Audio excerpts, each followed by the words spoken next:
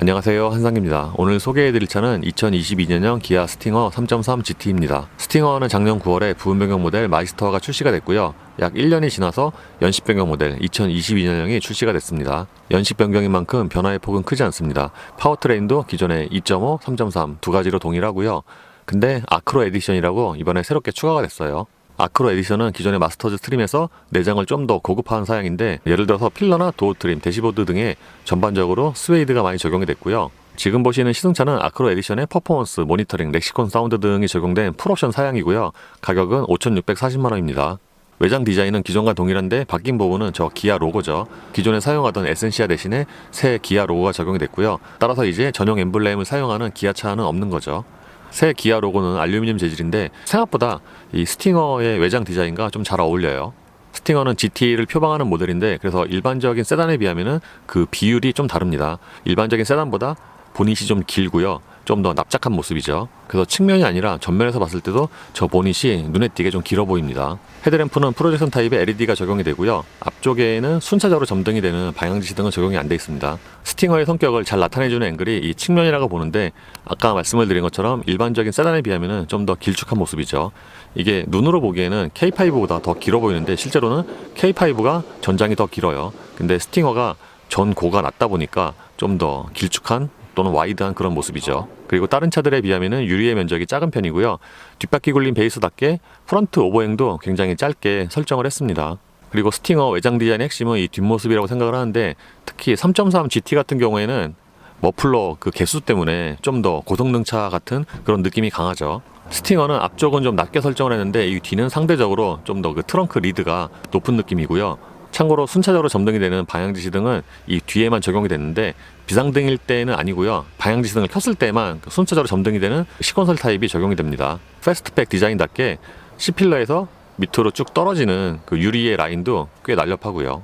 타이어는 미쉐린의 프라이머시 투어 AS, 사이즈는 앞이 둘두로에 40R 19, 뒤가 25에 35R 19입니다.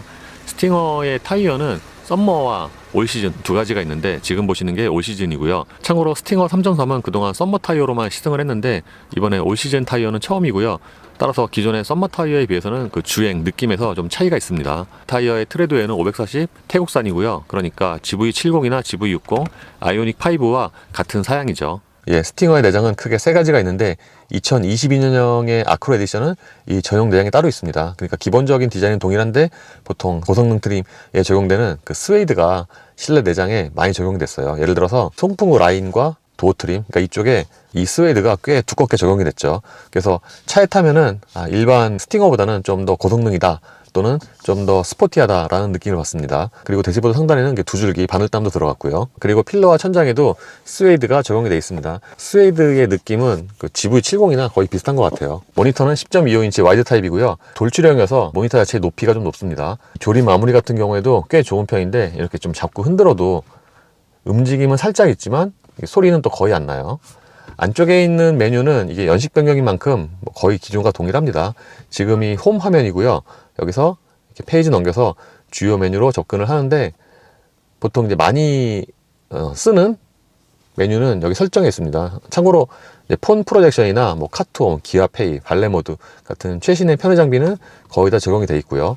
설정으로 들어가면은 여기서 차량에서, 이게 제가 K5 때도 말씀을 드렸지만 이 터치에 대한 반응은 조금 느리죠. 운전자 보조에 들어가면은 스마트 크루즈 응답성이 있는데, 여기서 ACC의 응답성을, 그러니까 빠르게와 보통 느리게 세 가지로 고를 수가 있고요.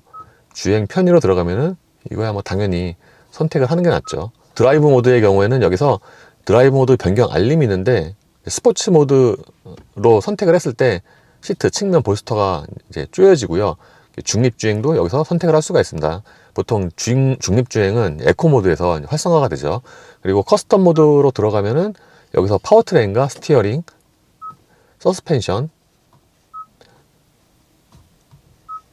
그리고 AW도 각각 두 가지 또는 세 가지로 선택을 해서 조합을 할 수가 있어요.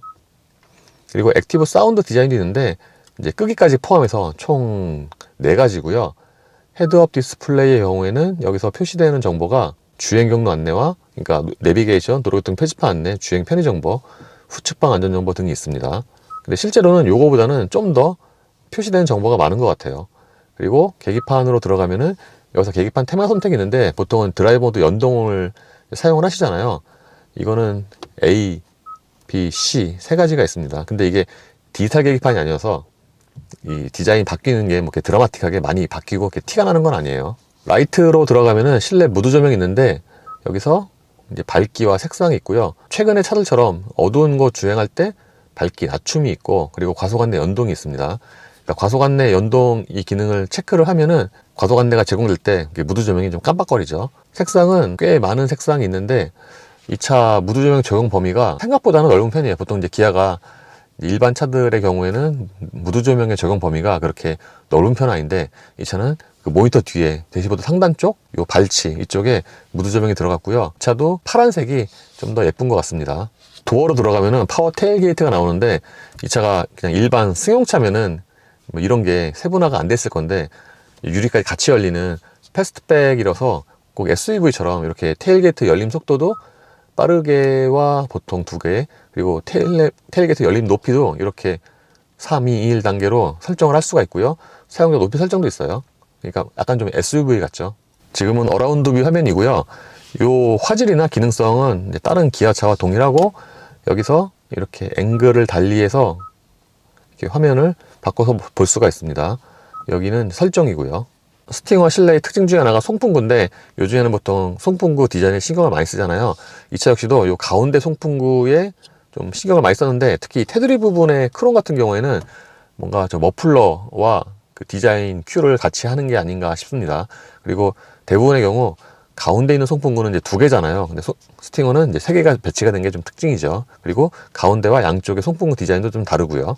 요 상단의 패널은 현대 기아 제네시스까지 공통적으로 쓰이는 그런 좀 배치가 좀 다르긴 하지만 그런 디자인이고요. 이 아래쪽의 공조장치는 이제 모니터에 비해서 상대적으로 위치가 좀 낮은 느낌이 있는데, 이게 눈에 좀 잘 안 들어오는 그런 디자인 아닙니다. 단점 중에 하나는 이제 공조장치에 액정이 없는 건데, 보통 이제 오토로 많이 쓰시긴 하지만 보통 이제 수동으로 사용하시는 분들은 공조장치 사용을 할 때 가끔 가다가 내가 지금 켰는지 안 켰는지, 또는 지금 바람 색이나 온도가 얼마인지 까먹을 때도 있거든요. 그럴 때 이 액정이 없으면은 약간 좀 불편하긴 하죠. 기어랩 앞에는 무선 충전 패드를 겸하는 수납 공간이 있습니다. 이 커버를 열면은 이렇게 무선 충전 패드가 나오고요.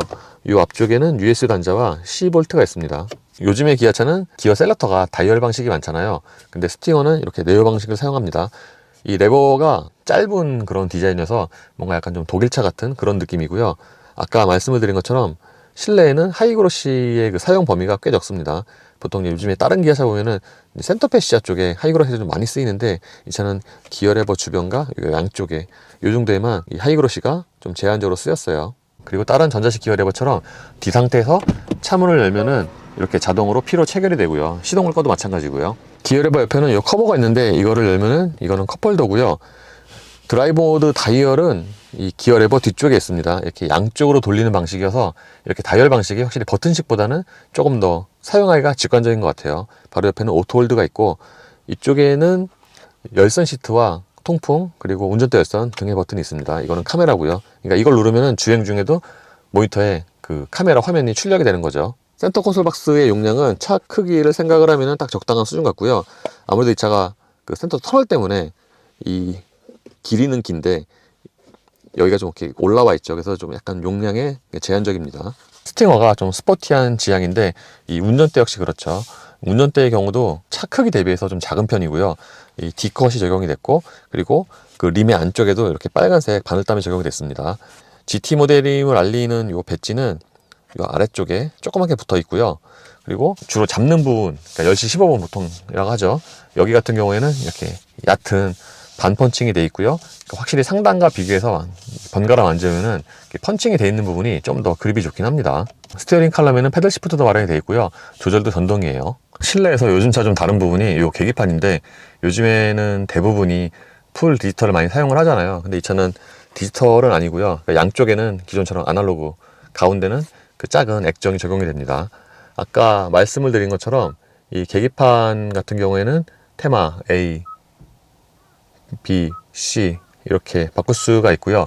시트는 착자감이나 크기 또는 좌우를 지지해주는 기능성이 꽤 좋은 편입니다. 기본적으로 쿠션은 약간 좀 부드러운 편이고요. 덩치 큰 성인 남자가 앉아도 좌우의 넓이가 여유롭습니다. 그리고 차의 성격답게 시트 포지션 좀 낮게 내려가는 편이고요. 기본적으로 이 차가 좌판의 앞부분을 연장할 수는 있는데 그 연장을 안 해도 그 좌판이 그렇게 짧은 편은 아니에요. 아까 말씀드린 것처럼 도어 트림에도 스웨이드가 꽤 넓은 부위로 들어갔고요. 이거는 저 EV6와 좀 비슷한 정도의 그런 그 적용 범위가 아닌가 싶습니다. 유리는 당연히 4개 모두 다 원터치고요. 스팅어의 장점 중에 하나가 2열의 공간인데 특히 같은 형제차라고 할 수 있는 G70에 비하면은 2열 공간 또는 거주성에서 좀 더 강점이 있죠. 제가 앉으면은 무릎과 앞시도 사이에 주먹이 2개 정도가 좀 꽉 끼게 들어가고요. 이 앉으면은 시트의 크기라든가 좌우의 공간은 괜찮은데 머리 공간도 괜찮고요. 다만 이 차가 이제 루프가 낮다 보니까 타고 내릴 때 탈 때 특히 머리를 좀 더 숙여야 되죠. 요거는 저 얼마 전에 시승했던 그 GV60과 약간 좀 비슷한 그런 느낌이에요, 탈 때. 다만 1열 시트 포지션을 가장 낮게 하면은 이 아래쪽의 공간은 좀 제한적이죠. 신발이 딱 요 정도밖에 안 들어갑니다. 이것도 약간 좀 GV60과 비슷하네요. 그리고 이 차가 뒷바퀴 굴림 베이스에서 이 부분이 좀 많이 올라와 있죠. 그래서 요것 때문에 그 거주성에서 약간 좀 손해를 보는 것 같습니다. 2열 승객을 위해서는 여기에 송풍구 2개가 있고요. 이 아래쪽에는 C볼트와 USB 단자 하나가 있습니다. 트렁크는 당연히 전동이고요. 이 차는 패스트백 디자인이어서 이렇게 뒷유리가 같이 열리는 방식입니다. 그래서 일반 해치백과 세단의 약간 좀 중간적인 그런 성격이죠. 트렁크는 들어가는 쪽의 폭이 좀 넓은 편이고요. 이 아래쪽에는 이렇게 좀 얕은 수납 공간이 있습니다. 패스트백의 장점 중에 하나가 이렇게 2열 시트를 접으면은 이렇게 해치백처럼 이렇게 쭉 이어지는 거죠. 그래서 일반 세단에 비하면은 여기에 공간을 좀 더 2열 시트 접었을 때 넓게 사용을 할 수가 있습니다. 3.3 GT 모델인데, 그러니까 라인업에서 가장 고성능 모델이잖아요. 근데 이 차가 전천후 플레이어를 지향을 하기 때문에 소리가 생각보다는 크지 않아요. 예를 들어서 방금처럼 시동을 켰을 때 보통 GT 정도면은 배기음이 펑 하고 터질 것 같은데 그렇진 않습니다. 그리고 이렇게 공회전 때 실내로 들어오는 엔진 소리는 그냥 일반적인 세단이라고 생각을 하시면 될 것 같아요. 그러니까 V6 가솔린 치고는 소리가 약간 있는 편이지만 그 소리가 그렇게 크지 않고요. 무엇보다도 정차 시 운전대나 시트로 전달되는 진동이 거의 없습니다. 그래서 이런 진동 대책에는 꽤 좋은 점수를 줄 수가 있어요.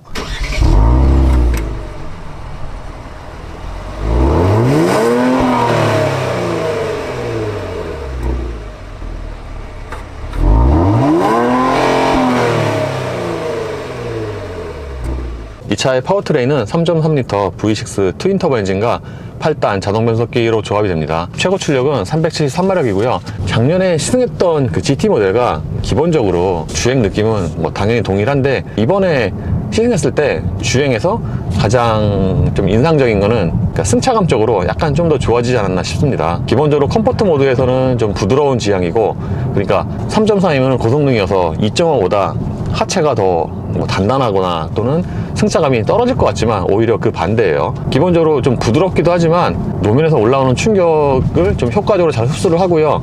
예를 들어서 방금 같은 좀 그 빨래판 구간에서도 상하의 바운싱이 그렇게 빠르지가 않아요. 컴포트 모드 기준으로 이 차는 일상적인 주행 환경, 그러니까 지금처럼 속도가 낮고 또는 가속 페달을 많이 안 밟는 상황에서는 그냥 일반적인 세단이라고 해도 무방해요. 이 차가 오히려 K5보다 더 승차감이 좋고 그렇지 않나 싶습니다. 물론 이 차가 그 차체의 비율상 딱 차에 앉으면은 보닛이 길고 또 일반적인 세단에 비하면은 시트 포지션이 약간 좀 뒤로 있는 상황이어서 일반적인 세단에 비하면은 그 운전 감각이 조금 좀 다르긴 하지만 평상시에 가속 페달 궤도량 또는 승차감으로 보면은 굉장히 좀 의외로 무난합니다. 그래서 이렇게 천천히 낮은 회전수 쓰면서 달리고 있으면은 과연 이 차가 좀 빠를까? 라는 또 그런 생각까지 들죠. 그 정도로 예를 들어서 컴포트 모드에서 가속 페달을 이렇게 밟으면은 뭔가 이렇게 반응이 되게 이렇게 마일드해요. 그러니까 저속부터 아주 이렇게 크게 힘이 강하게 나오는 그런 타입은 아닌데, 그러니까 이게 기본적으로는 좀 부스트를 좀 받아야 되고, 다른 말로 하면은 좀 보편적인 승차감이나 운전 그런 걸 위해서 좀 이렇게 마일드하게 세팅을 한 게 아닌가 싶습니다. 컴포트 모드에서는. 그리고 기존에 타던 GT에 비하면은 결정적으로 다른 게 타이어예요. 기존에는 썸머 타이어를 낀 시승차 사양이었는데 지금은 올 시즌 타이어 프라이머 C2 AS, 저 GV7과 같은 거죠. GV60와도 같고 그래서 거기서 오는 그 좀 차이도 있는 것 같아요. 그러니까 썸머 타이어 같은 경우에는 아무래도 이 올 시즌보다는 승차감이 조금 더 하드하고, 근데 이 차는 지금 프라이머시 투어 AS를 끼웠기 때문에 거기서 오는 그 승차감의 차이가 있는 것 같습니다. 거기다가 썸머와 올 시즌은 타이어에 따른 그 노면 소음의 좀 차이도 있어서, 예를 들어서 썸머 타이어에 비하면은 이 투어 AS는 트레드웨어가 540이어서 노면 소음이 좀 덜합니다. 그래서 아까 같은 콘크리트나 지금 같은 아스팔트 비슷한 구간을 달릴 때 확실히 썸머 타이어보다는 이 타이어 노면 소음이 좀 덜하죠. 그래서 성능을 위하면 당연히 썸머가 낫지만, 이렇게 좀 무난하게 데일리카로 타고 다닐 수 있는 그런 성격으로 보면은 저는 투어 AS도 꽤 좋은 선택으로 생각을 하고요. 예를 들어서 프라이머시 투어 AS 같은 경우에는 이제 제 차 GV70을 비롯해서 여러 차에서 경험을 해봤는데, 이게 말 그대로 올 시즌이어서 진짜 여러 가지 면에서 이제 가장 무난한 선택으로 생각을 하거든요.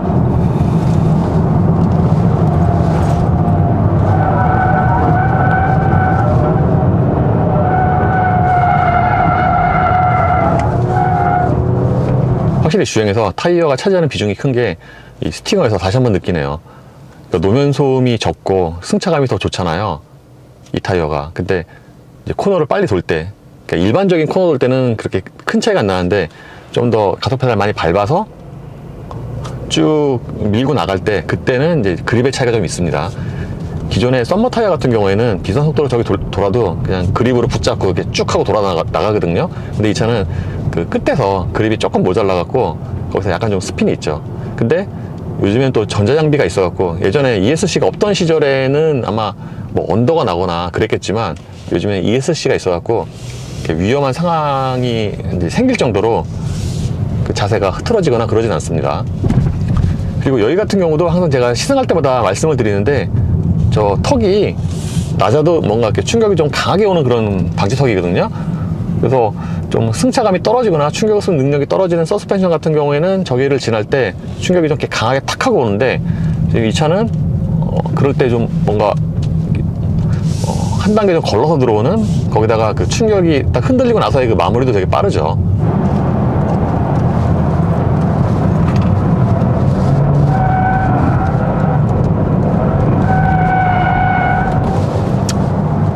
그리고 썸머 타이어에 비하면은 이렇게 오르막 코너에서도 뭔가 좀 더 제어가 약간 좀 일찍 들어가는데, 그래서 미리 결론부터 말씀을 드리면, 그러니까 성능을 좀 더 중요시하고 또는 운동 성능을 중요시 하시면은 당연히 썸머 타이어가 낫고요. 처음에 말씀을 드린 것처럼 이 차는 컴포트 모드 기준으로 가속 페달 초기 반응이 좀 이렇게 마일드해서 뭔가 이렇게 밟고 다니면은 이 차가 과연 370마력의 고성능인가 라는 좀 생각이 들긴 하지만, 실제로 밟으면 되게 빠르죠.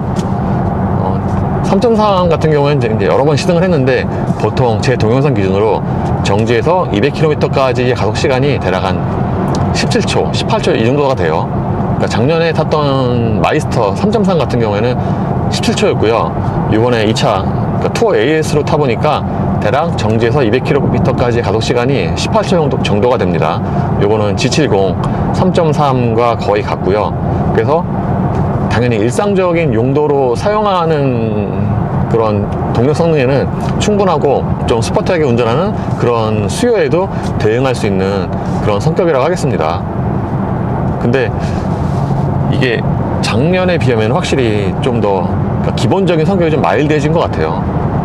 이 승차감도 그렇고, 뭔가 특히 이번에 제가 그 정선에서 천안 그리고 다시 서울로 돌아올 때까지 운전을 좀 많이 했는데, 좀 굉장히 좀 편하게 다녀왔습니다. 그래서 아까 말씀을 드린 것처럼 이렇게 부스트가 차기 전에는 마일드한데, 부스트가 올라가면은 이게 대략 한 2500rpm, 3000rpm 그 사이인 것 같은데, 그 사이를 기점으로 부스트가 차면서 그 밀어주는 힘이 강하게 나오죠. 근데 이 차 역시도 기본적으로 엔진 소리가 그렇게 크지가 않은데, 고회전을 써도 그와 비례해서 그 엔진 소리의 그 볼륨이 그렇게 커지는 건 아닙니다.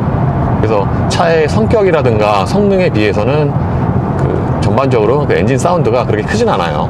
컴포트가 기본적으로 좀 마일드하다고 말씀을 드렸는데, 이게 다른 말로 하면은 이 스포츠와의 좀 차이가 클 수가 있죠. 컴포트로 운전을 하다가 지금처럼 스포츠로 바꾸면은 그러니까 파워트레인 또는 가속 페달 초기 반응이 좀 대번에 좀 민감해지는 것뿐만 아니라 하체도 좀 더 단단해지죠. 이게 사람에 따라서는 좀 스포티한 성향이시라면은 하체 같은 경우에는 스포츠가 좀 더 마음에 들 수도 있고요. 그리고 이 스포츠에서 풀 가속을 해보면은 이렇게 사운드가 좀 더 커지잖아요. 그러니까 약간 좀 이렇게 더 웅장해지는 사운드가 부각이 됩니다. 근데 생각보다 그 머플러의 소리가, 그러니까 스포츠에서 가장 고회전을 써도 그 소리가 아주 그렇게 크게 들리는 건 아니죠. 참고로 어저께 장거리 운전을 해보니까 뭐 국도나 고속도로 이렇게 복합해서 이 종합적으로 이 연비가 제 차 GV70 2.5 19인치 그거와 좀 비슷한 것 같아요. 왜냐하면은 90으로 정속 주행하면은 대략 한 15 정도 나오거든요, 내외로. 그리고 110에서는 12, 13 나오고, 이게 제 차와 거의 비슷합니다. GV70 2.5 19인치.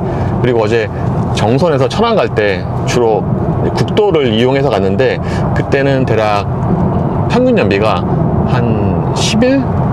이 정도 나왔고요. 이제 고속도로에서 좀 이제 고속으로 주행을 하면은 대략 한 9.8 뭐 이렇게 나오는데, 이것도 거의 제 차와 비슷합니다. 그리고 스팅어 3.3 경우에는 생각보다 2열의 승차감이 좋습니다. 쇼퍼 드립은 아닌 다음에야 대부분의 경우 1열의 승차감이 2열보다 더 좋고, 좀 차이가 좀 많이 나는 경우가 많은데, 이 차는 생각보다 1열과 2열의 승차감 차이가 그렇게 크지가 않고, 기본적으로 2열의 바운싱 쿠션은 1열보다는 조금 더 단단해요. 그러니까 1열은 기본적으로 좀 컴포트해서 부드럽다고 말씀을 드렸는데, 2열은 그거보다 조금 더 단단하고, 하지만 하체에서 올라오는 충격이 그렇게 불쾌하게 승객에게 전달이 되지 않습니다. 물론 2열이 그 방음은 1열보다는 조금 더 약하긴 하죠. 대부분의 차들처럼 고속으로 주행할 때 바람 소리가 가장 두드러지긴 하는데, 이 차 같은 경우에는 스포츠 모드에서 이제 머플러나 배기음 소리가 좀 더 커지잖아요. 그러다 보니까 배기음과 바람 소리가 대략 반반이 아닌가 싶습니다. 그리고 기존에 스팅어 시승할 때 말씀을 드린 것처럼 이 3.3의 경우에는 고속으로 주행할 때 이런 안정감이 꽤 좋은 편이고요. 이런 고속 안정성은 컴포트나 스포츠 할 거 없이 두 가지 모두 전부 괜찮은 것 같아요. 근데 이 고속으로 주행할 때 바람 소리 같은 경우에는 확실히 이 차가 낮아서 그런지, 제가 어저께 이 차 타고서 바로 제 차 타고서 퇴근을 했는데 제 차가 소리가 좀 더 많이 나더라고요. 그 전면 바람 소리가. 참고로 스팅어는 컴포트 모드 기준으로 그냥 일반 세단이나 또는 그 이상으로 승차감이 괜찮고 운전 그 감각도 노멀한 편인데, 이 차체의 비율상 시야나 이런 거는 좀 달라요. 아까 말씀을 드린 것처럼 이 차가 보닛이 좀 긴 그런 비율이어서 이제 좁은 곳에서 운전하거나 또는 차선 변경을 할 때 그 움직임이 약간 좀 처음에는 익숙하지 않으면 낯설게 느껴지고요. 전방이라든가 그 좌우의 시야는 괜찮은데, 이 차가 패스트백이잖아요. 그래서 루프가 이렇게 쭉 누워 있어 갖고 전장 대비해서 그 룸미러를 보는 저 후방 시야가, 그러니까 저 뒷유리가 좀 되게 멀리 보이죠. 그래서 일반적인 세단에 비하면은 후방 시야가 좀 이렇게 멀리 보입니다. 그리고 ISG로 엔진 시동이 꺼질 때는 진동이나 떨림 없이 이렇게 싹 깔끔하게 꺼지는데, 켜질 때는 상대적으로 그 좌우로 그 흔들리는 그 떨림은 좀 있는 편이에요.